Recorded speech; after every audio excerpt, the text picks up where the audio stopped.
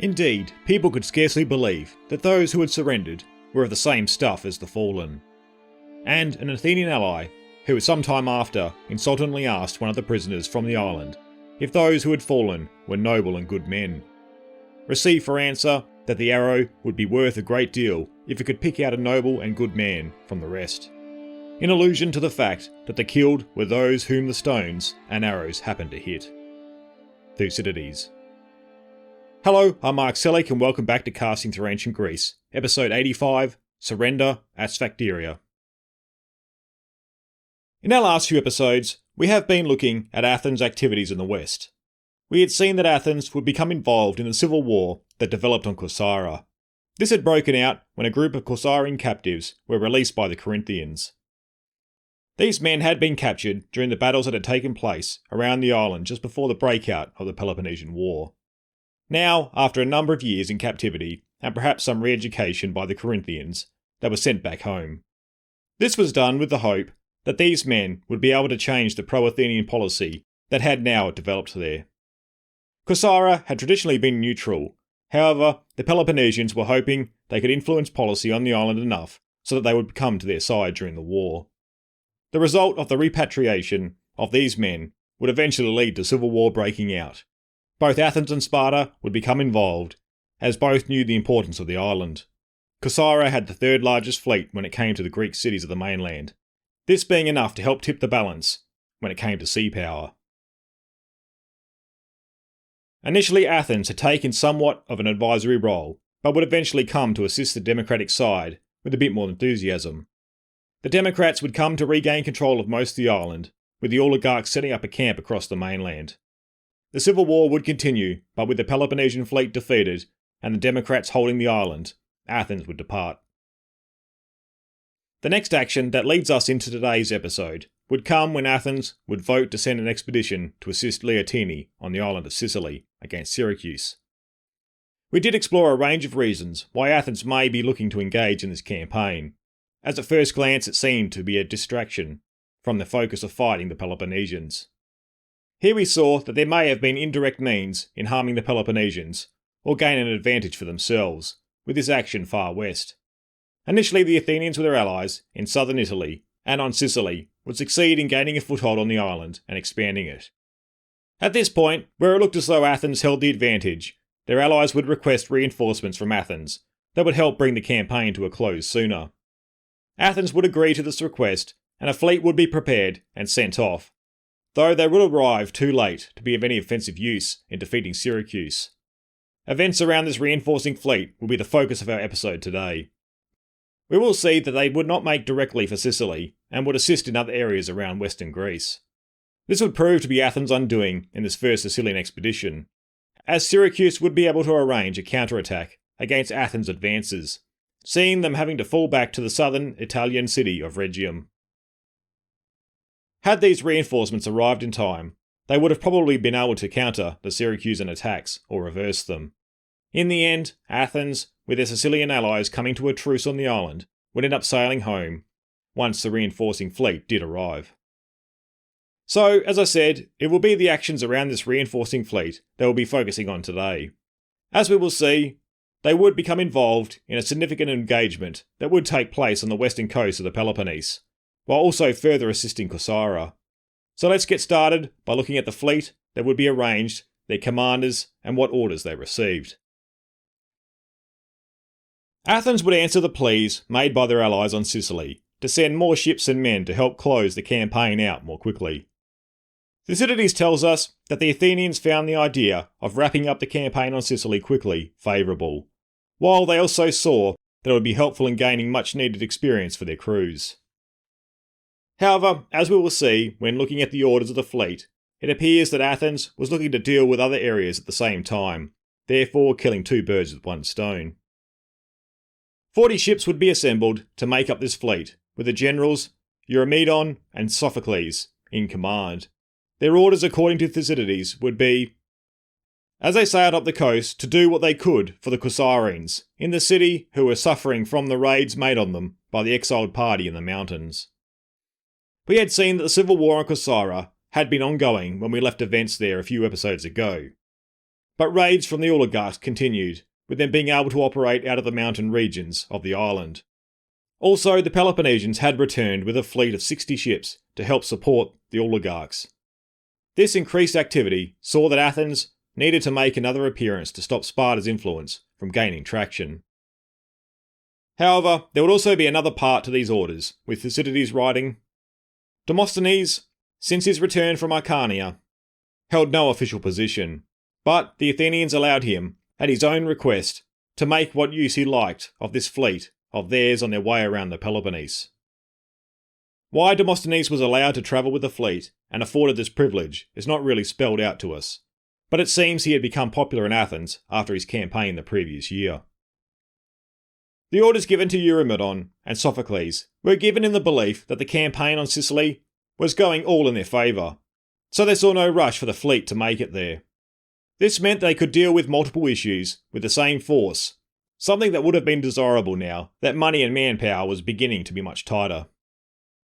The fleet would set sail from the Piraeus, with their course taking them around the south of the Peloponnese, then heading north along the western side. Not long after setting out, the commanders received word that a Peloponnesian fleet of 60 ships had made it to Corcyra to aid the oligarchs. This would see that Eurymedon and Sophocles were eager to waste no time in making it to the island to help the Democrats. However, Demosthenes had other ideas, and it seems he had waited until the fleet had set sail before revealing how he would like to use the fleet. As the fleet began up the west coast of the Peloponnese, Demosthenes wanted the fleet to stop at Pylos. However, with the news of the Peloponnesian fleet at Corcyra, the commanders wanted to continue on. However, Mother Nature would see to it that Demosthenes would get his way, when the fleet was forced to seek shelter at Pylos when a storm developed on their approach. Now at Pylos, he would propose his plan to Eurymedon and Sophocles, where he wanted to fortify the place. It seems Demosthenes had seen the potential of the site in assisting in the Athenians' war effort. Pylos was situated in a position where Athens could possibly incite revolt and work with the Messenians and Helot class. In addition to this, Pylos would serve to benefit Athens' war at sea, as it was one of the largest safe harbours in the area. Demosthenes would point out that the area was abundant in the resources needed to construct the forts, while the area was relatively uninhabited, while also lying some distance from Sparta. This would mean the Athenians would have plenty of time to construct their fortifications before the Peloponnesians would be able to challenge them. Though, once explaining his plan to Eurymedon and Sophocles, Thucydides would tell us that they would respond with that if he wanted to waste Athenian money, he should find plenty of other desolate headlands around the Peloponnese to occupy, apart from this one. With the commanders not taking his proposal seriously, Demosthenes would then try and force their hand by convincing the men under their command. However, he would also fail in convincing them of the merits of his plan.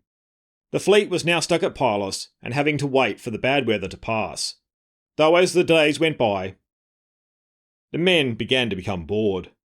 It seems then that they had become more willing to take part in the planned fortifications and started arranging themselves into work groups to carry out the construction for the fort.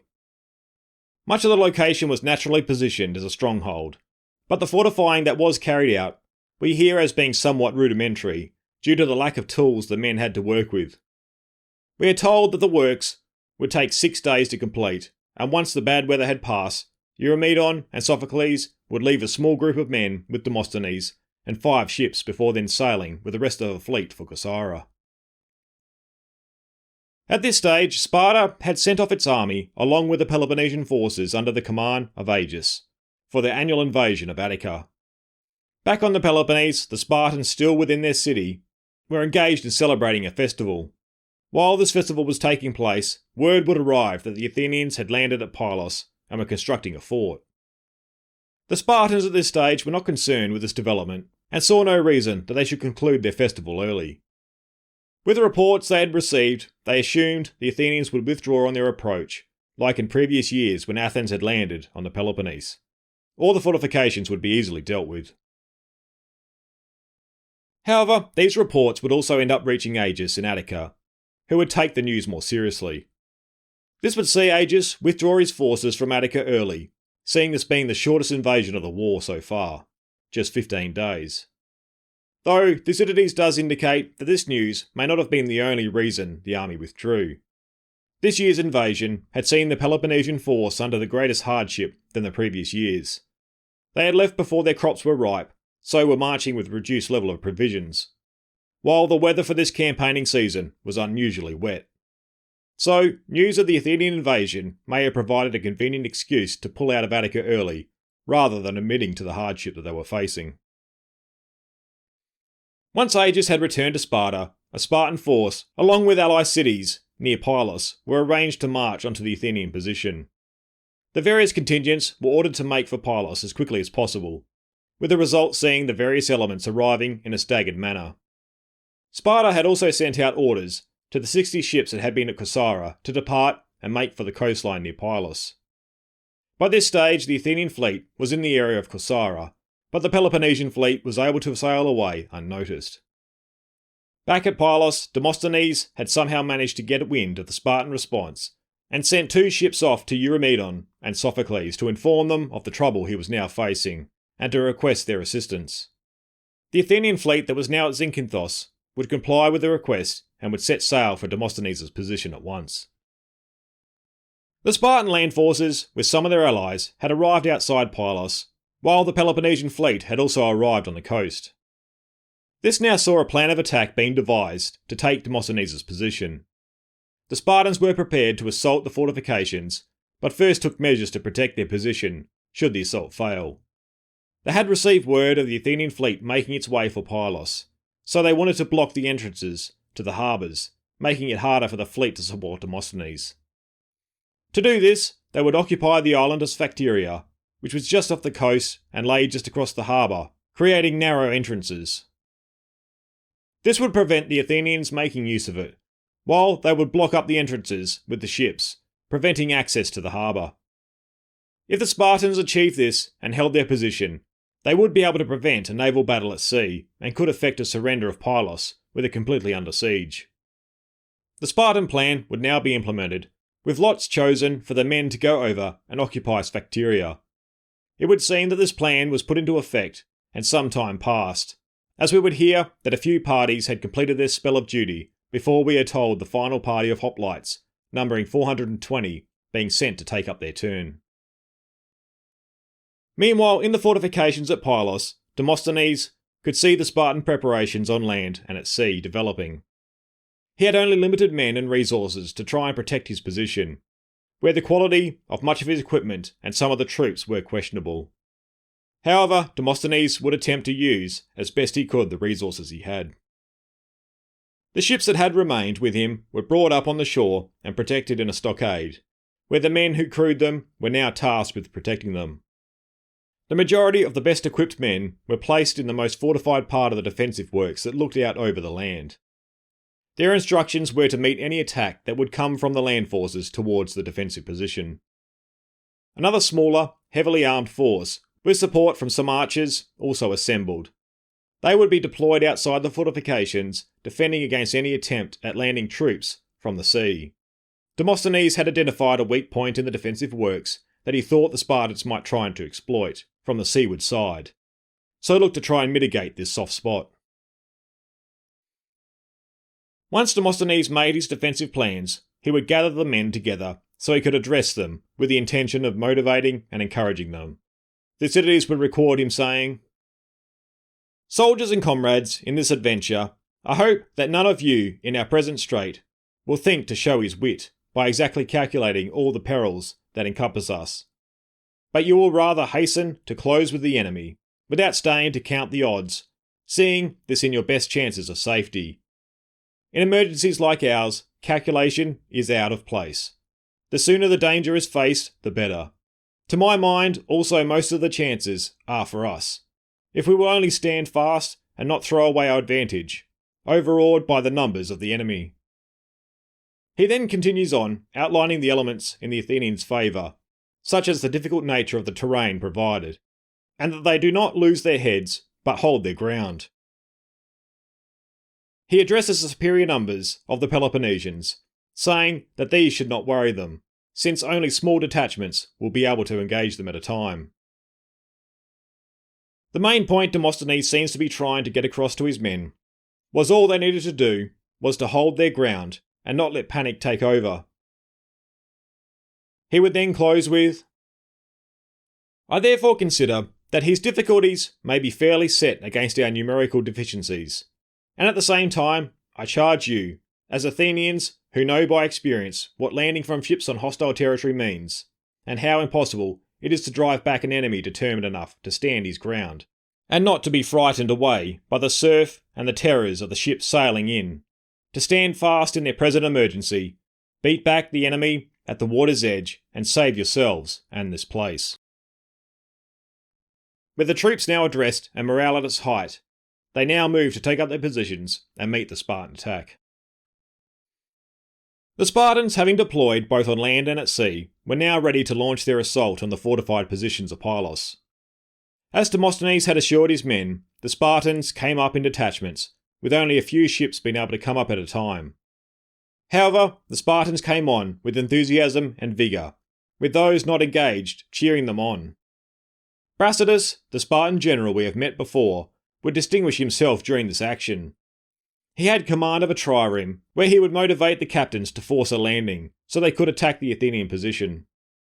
The difficult nature of the coastline had seen the other Spartan captains hesitant at landing their ships for fear of damaging them. However, Brasidas urged them on, yelling that they should disregard the safety of their ships. The most important factor was getting their troops ashore and capturing the enemy's forts on their own lands. Even though Brasidas was able to convince the Spartans to run their ships aground and get more men to the shoreline, they would be met with a determined resistance. Thucydides would record the moment when Brasidas' ship would come ashore. As he was trying to land, the Athenians fell upon him, and, after receiving many wounds, he fainted and fell down into the bows of the ship. However, Brasidas would survive, and we will be seeing him appear again during the war. The other Spartan ships had also continued to follow his example, but even with their determination, they could not force the landing. The ground before them, and the Athenians standing strong, still proved too great a difficulty in their attempt. It's at this stage in Thucydides' account where he points out an amusing point. He reflects on the situation that the Athenians were fighting a land battle in Spartan territory, while the Spartans were in a naval engagement attempting to force a landing on their own lands. As it was well known during this time that Sparta prided itself on its reputation as a land power, and Athens on its sea power status. However, both now found themselves in the other's domain. These attacks would continue for 2 days, with no progress by the Spartans being made. On the 3rd day, they would abandon this attempt and would switch tact, looking to construct siege engines and attempt a landing on more favourable ground, though where the walls were more formidable. However, it was during this time that the Athenian fleet that had set out from Zakynthos would arrive on the scene. At this stage, the Athenian fleet numbered 50 ships, having received some reinforcements from Neopactus and Chios. The fleet, when coming in view of the area around Pylos, decided to make their way to a nearby uninhabited island to lay anchor. The sight they were met with on the approach to Pylos was one with hoplites occupying the mainland and the enemy's ships in the harbour, with no signs of sailing out to meet them. With no options to put in at Pylos, the Athenians would need to regroup and plan their next move, so would pass the night on the island of Prote. The next day, the Athenian fleet prepared itself for battle. Their plan was to try and entice the Peloponnesian fleet out into the open waters. However, if they did not do as the Athenians had hoped for, the backup plan called for the fleet to infiltrate the harbour and attack them in there. Though fortunately for the Athenians, the Spartans had failed to block the entrances with their ships. They had instead been on shore attending to their ships to have them ready for battle. The Athenians, seeing this opportunity, now sailed the fleet towards the harbour, splitting the fleet up so they could enter from both entrances, making sure to get their ships in as quickly as possible. The Spartans had become aware of the Athenians' approach and had ordered their crews to get the ships out on the water and meet the threat. By the time the Athenians had entered, the Spartans managed to have the main part of their fleet out in line of battle. Seeing the enemy ships out on the water, the Athenian fleet now fell upon them in strength.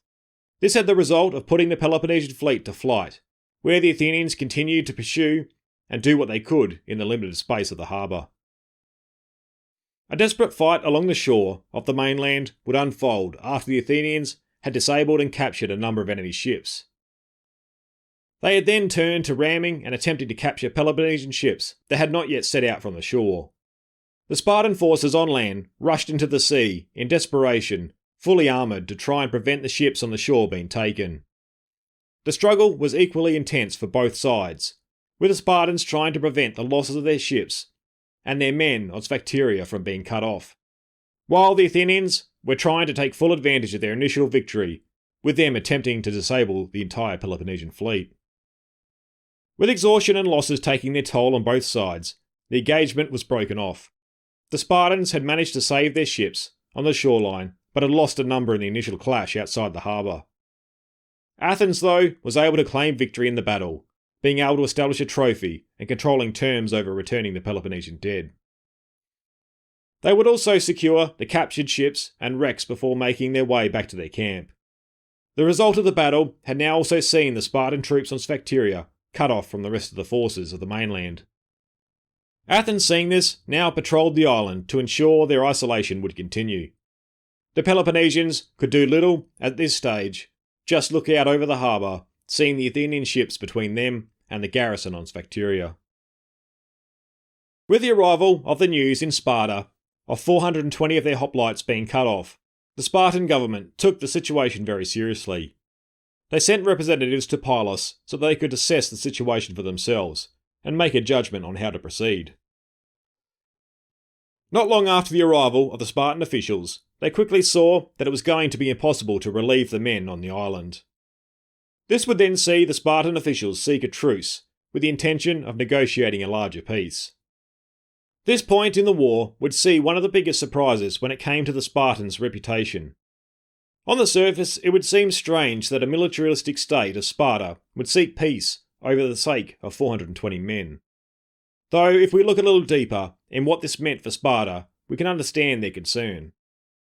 These 420 men on Sphacteria made up around 10% of the entire Spartan hoplite force, while at least 180 of these Spartans were also from the best families of Sparta. To lose 1/10 of their best forces in one action would be devastating, while for Sparta this would also pose a problem on a societal level.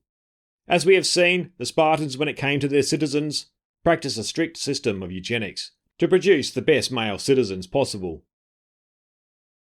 This was a slow process, and if 10% of their male citizens were lost, it would take some time to recover. Athens would accept the truce, where they were still able to blockade the island, but had agreed not to attack it. Athens would allow rations to be taken over to the men trapped on the island under their supervision.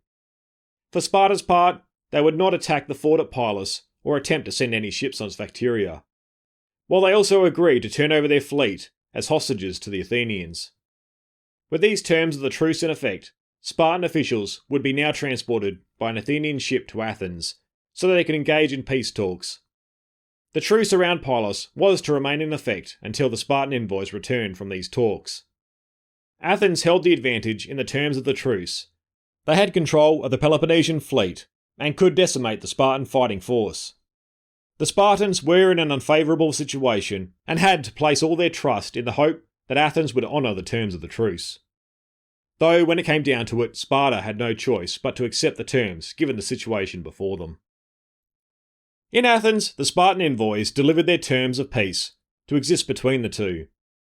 They conceded to the assembly that Athens had gained the upper hand, though were careful to point out that the fundamental shift in the balance of power had not yet occurred. They therefore advised that Athens should accept peace now that they held the advantage. The envoys proposed in exchange for the return of the men from Sphacteria, they would enter into an offensive and defensive alliance with Athens. However, no territorial changes were raised, with the implication that Athens would still retain a foothold in the northwest, while also still controlling Aegina. However, this would also mean that Athens would give up any claims on restoring Plataea, since this was still under Peloponnesian control. Though the Spartans had been of the assumption that Athens had been wanting to make peace even before the situation at Pylos, so were confident their offer would be accepted. However, although on the face of it, it seemed this is the peace that Pericles had been seeking through his period.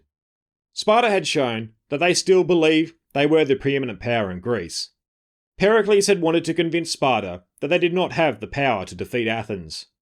Sparta's belief was that they still did have this power, but currently they were in a disadvantageous position. With this thinking on Sparta's behalf, the Athenians could see that if a peace were settled on, it was unlikely it would survive. In all likelihood, they would end up in the power struggle that had occurred in the lead up to the war. With this in the backs of the Athenians' minds, along with the current situation, the Athenians saw they could seek more in the way of concessions.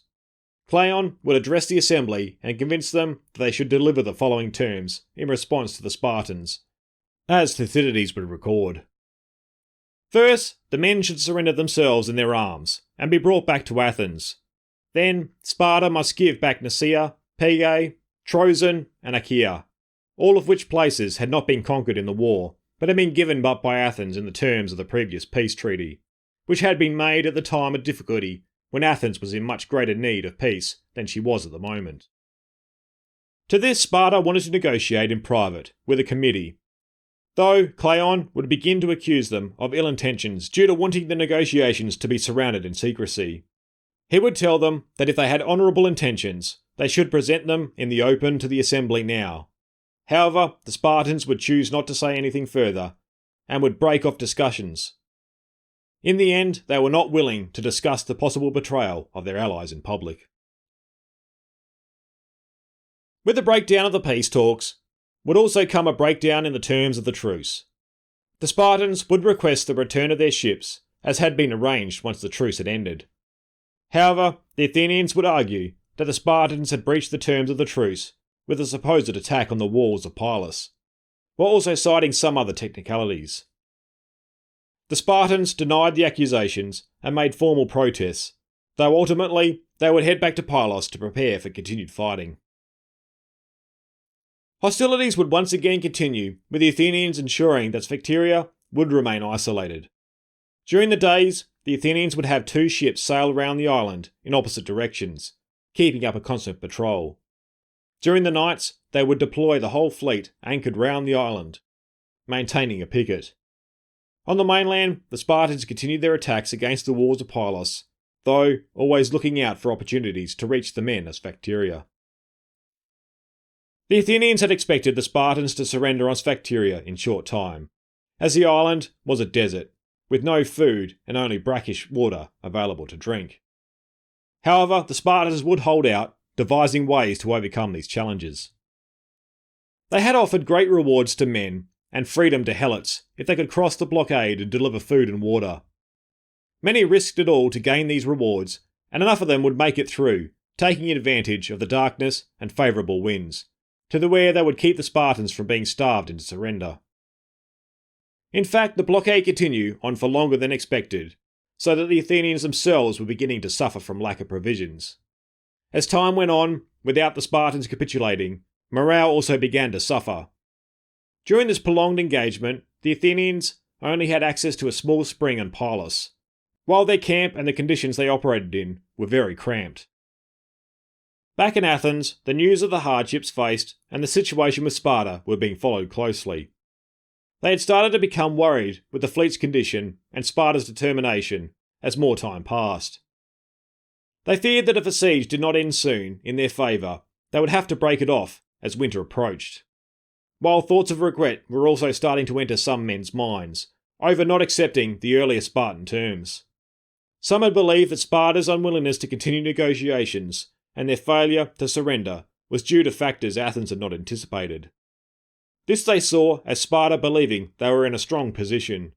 Opinion in Athens was now growing against Cleon, who had pushed for harsher terms for Sparta. It was also around this time that Demosthenes had sent a proposal to the assembly to request reinforcements with the intention of taking Sphacteria and forcing a surrender through arms. His plan would see him look to employ light troops, as he had done in his previous campaign.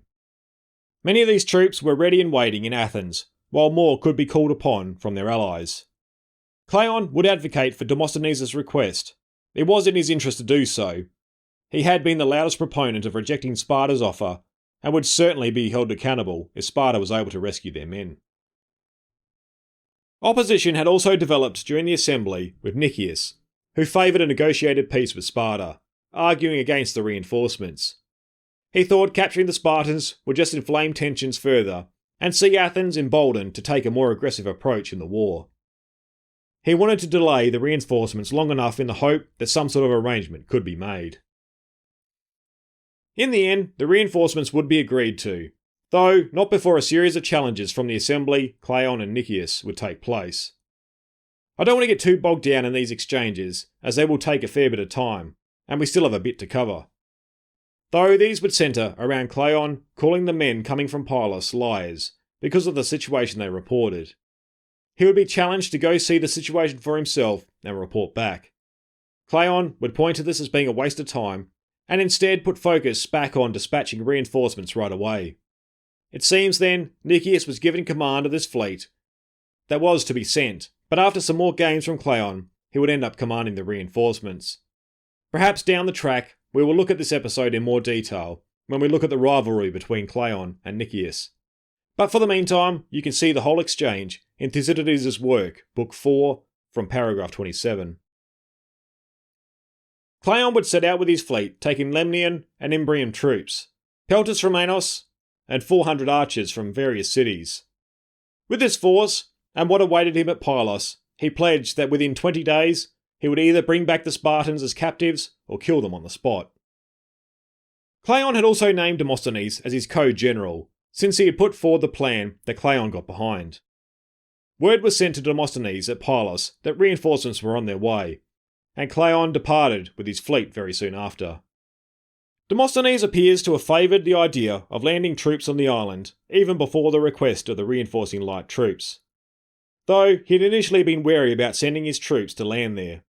Sphacteria was heavily wooded, and the Athenians were not aware of the positions and size of the Spartan force, leading Demosthenes to think his forces could easily be ambushed when landing. However, some undisciplined action by some Athenian troops would end up leading to a fortunate outcome for Demosthenes. Due to the cramped living quarters of the Athenians, a few soldiers decided to head to the tip of Sphacteria, where they could prepare a meal and for once enjoy it. Supposedly they had selected an area that would prevent them being surprised, but only permitted the landing of a small number of men. Somehow in their preparations of their meal, parts of the wooded areas caught fire, and with it not noticed in time, it spread quickly, with the wind coming up. The result was that just about the entire wooded area of the island was consumed by fire. By the next day, the concealment that the Spartans had enjoyed was now completely gone, and Demosthenes was able to see the entire Spartan force and avenues of approach that had previously been hidden to him. Now more confident, Demosthenes began to plan for an assault of the island. While during these preparations, Cleon would arrive with the light troops that would be instrumental to Demosthenes' plan. While the preparations were being made, the general sent an envoy to the Spartans on the mainland to see if they would come to a settlement, which involved surrender of the men of the island with their arms. This attempt at diplomacy was rejected, so preparations for the landing went ahead. The next night, the forces were embarked on the ships that would carry them to the island, where they would make for the sites on both the harbour side and the seaward side of the island. An advance force of around 800 would land just before dawn, where they would wipe out a small group of 30 Spartans near the coast. They had been caught by surprise, not being alarmed at the ships, since this had become a normal sight through the night. The rest of the Spartan force was stationed near the centre of the island, protecting the only water supply. Once day had broken, the rest of the Athenians had landed on the island, this seeing around 800 hoplites, 800 archers, over 2,000 light troops now on the island, while they would also be supported by 8,000 of the rowers that had come over. Demosthenes' plan had these troops divided up into companies of 200 men, where they would move out and occupy high points around the island. This would result in seeing the Spartans having enemies in all directions. This deployment would also see that if the Spartans attacked one point, they would face the crossfire from other companies nearby. The fundamental idea for the Athenians was not to directly engage the Spartans, but attack from a distance. For once, the hoplites were providing the supporting role, defending the light troops if the need arose. The Spartan force would learn the Athenian strategy the hard way, as they tried to engage. The Athenians deployed with the hoplites in the centre of their company, ranged troops in the rear, and light troops on the flank. The Athenians would hold their ground as the Spartans advanced, the whole time being peppered with missiles and harassed on the flanks by the light troops. If the light troops did get close enough to engage the Spartan hoplites, they would be routed, but the Spartans lacked the ability to pursue these light troops in the rough terrain. Ultimately, this tactic employed by Demosthenes would check the Spartan advances. With the continued skirmishing, the Spartan forces started to become noticeably tired, which made the Athenian forces even more confident. This was when the Athenians now started taking the fight to the Spartans. The light troops would rush up, shouting and hurling javelins, arrows and stones at the Spartans from all directions. After not too long, great clouds of dust would be on all sides of the Spartans, who were now effectively blinded, and unable to attack or defend effectively. With confusion all round them and their casualties piling up, those who could withdrew back to the fort that had been constructed not far up north on the island. All the while, the light troops harassed them. Once the Spartans were inside the confines of their fort, the Athenians had a much harder time assaulting them. Whenever and wherever the Athenians attacked, the Spartans were able to repulse them, due to the nature of the ground they were defending. The terrain in this location also prevented the Athenians attacking the Spartan rear or flanks. They could only make frontal assaults. With the Spartans on the defensive, and the Athenians unable to dislodge them, a stalemate now developed. With this, the Messenian commander came to Cleon and Demosthenes, requesting some archers and light troops to make a trek through the rough ground, to where they could end up in their enemy's rear. The request was granted, and the light force was able to traverse the ground undetected, to where they would emerge on the high ground in the Spartan rear. This now saw the defenders threatened from both sides, to where Thucydides would compare the situation to the 300 Spartans on the last day at Thermopylae. With the Spartans now taking fire from the rear and having to resist the main Athenian force from the front, now began to give way and retreated. The exhaustion, lack of food, and water had also taken its toll, contributing to the breakdown in discipline and morale. The Athenians were now in a position to where they could effectively wipe out the Spartans, though Cleon and Demosthenes would call a halt to the battle. The thinking here was that they wanted to take the Spartans alive, as they would be worth much more to the Athenians as hostages. A proclamation was made to the exhausted defenders, and with hearing the offer, most of them lowered their shields. Negotiations for surrender began to take place on the island. However, the Spartans wanted to send back to the mainland to get advice on how to proceed. The Athenians would not allow any Spartans to leave the island, so called the Spartans to send heralds from the mainland. Messages were carried back and forward for some time, to where finally a herald returned to the trapped Spartans with the message, "The Spartans bid you to decide for yourselves, so long as you do nothing dishonourable." Being completely exhausted and demoralised, the Spartans opted for a different approach than that of their ancestors at Thermopylae 55 years earlier. To the shock of the Greek world, the Spartan forces surrendered themselves and their arms to the Athenians. In all, the 420 Spartans that began the defence, 228 would survive and be taken into Athenian captivity. Of these would be 120 Spartiates. The blockade of Sphacteria had lasted 72 days, and with the Spartan surrender on the island, would also end the standoff at Pylos.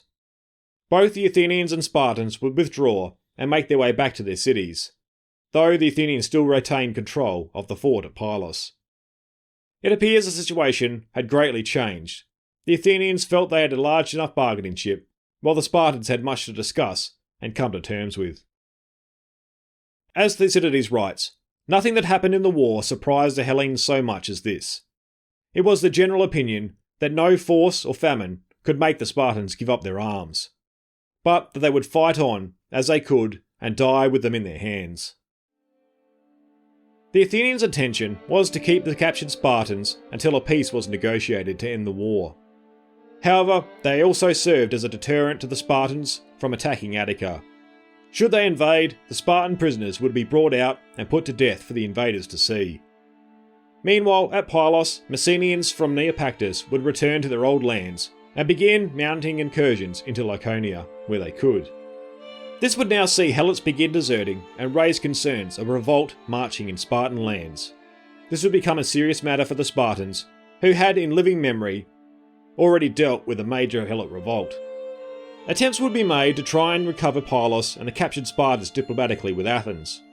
However, Athens, in the position they were now, kept seeking more and more in the terms of peace. One after another, each Spartan envoy sent to try and effect the terms would be sent away and no peace would be forthcoming for now. Thank you all for the support and continuing to support the series. It is greatly appreciated. I would like to give an extra special thank you to all my Patreon Archon members. So a big shout out to Neil Bennett, Ali Ullman, and Nick Kaplafakis for choosing to support the series over on Patreon and supporting at the Archon level. If you've also found some value in the series and wish to support the show, you can head to www.castingthroughancientgreece.com and click on the support the series button, where you can find the link to Patreon as well as many other ways to support the show. Be sure to stay connected and updated on what's happening in the series, and join me over on Facebook or Instagram at Casting Through Ancient Greece or on Twitter at Casting Greece. Once again, thanks for the support, and I hope you can join me next episode, where we continue the narrative in the series